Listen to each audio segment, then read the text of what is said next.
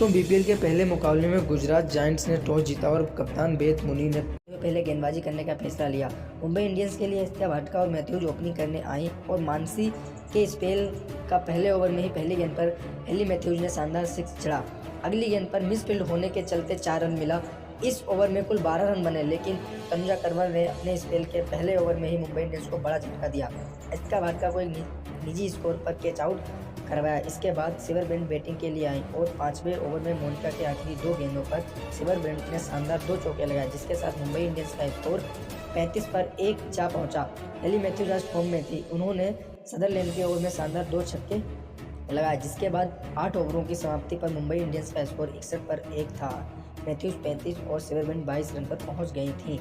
अगले ओवर बैरम लेकर आए, जिसके दूसरी गेंद पर मैथ्यूज ने शानदार 6 लगाया, लेकिन वही 5वीं गेंद पर सिवर को पेविलियन भेजा क्योंकि मिड ऑफ पर खड़ी स्नेहा ने शानदार कैच पकड़ा।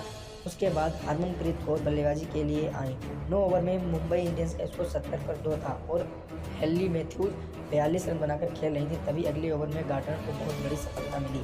गार्डनर ने हेली मैथ्यूज को बोल्ड कर दिया। इसके बाद मैथ्यूज ने 47 रन बनाए और अपने आध शतक से चूक गई, जिसके बाद 10 ओवरों की समाप्ति पर मुंबई इंडियंस का स्कोर 77 पर 3 जा पहुंचा और अब कप्तान हरमनप्रीत कौर ने पारी को संभाला।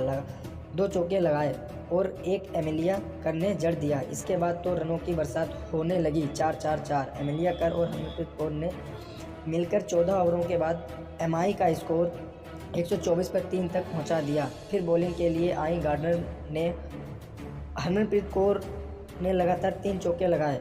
इसके साथ मुंबई की कप्तान ने 22 गेंदों पर अपना शानदार शतक पूरा किया, जिसके बाद अगले ओवर में स्नेहा राणा की आखिरी गेंद पर हरमनप्रीत को 65 रन पर कैच आउट करा दिया और फिर आई पूजा बस्ताकर बल्लेबाजी के लिए अब तक अपने जलवा बिखेरना शुरू कर दिया था। ताबड़तोड़ बल्लेबाजी करते हुए एमिलिया केर ने 45 रन और टीम को 5 विकेट के नुकसान पर 207 रन पर जीतने के लिए गुजरात को 208 रन बनाने थे। 208 रनों के लक्ष्य का पीछा करने उतरी गुजरात जायंट्स को पहले ओवर में 2 बड़े झटके लगे।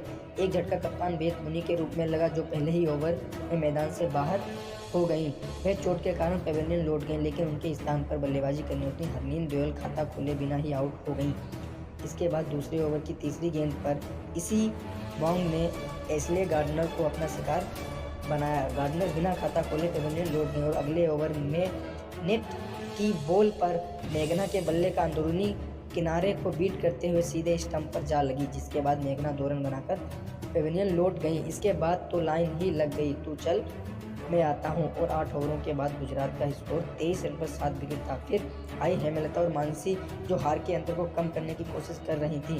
हेमलता ने कुछ अच्छे शॉट खेले, जिसके मुंबई की कसी गेंदबाजी के आगे उनकी एक भी नहीं चली और अगले ओवर में इसाक ने मानसी को एलबीडब्ल्यू कर दिया, जिसके साथ अब गुजरात का स्कोर 13 ओवरों की समाप्ति पर 49 पर 8 था। हेमलता एक ओवर से रनों के अंतर को कम करने में लगी हुई थी और 4 पे 4 लगाए जा रही थी, लेकिन क्या करती विशाल लक्ष्य के आगे। और अगले ओवर में इसाक ने मोनिका को बोल्ड कर दिया, जिसके साथ एमआई ने मुकाबला 143 रनों से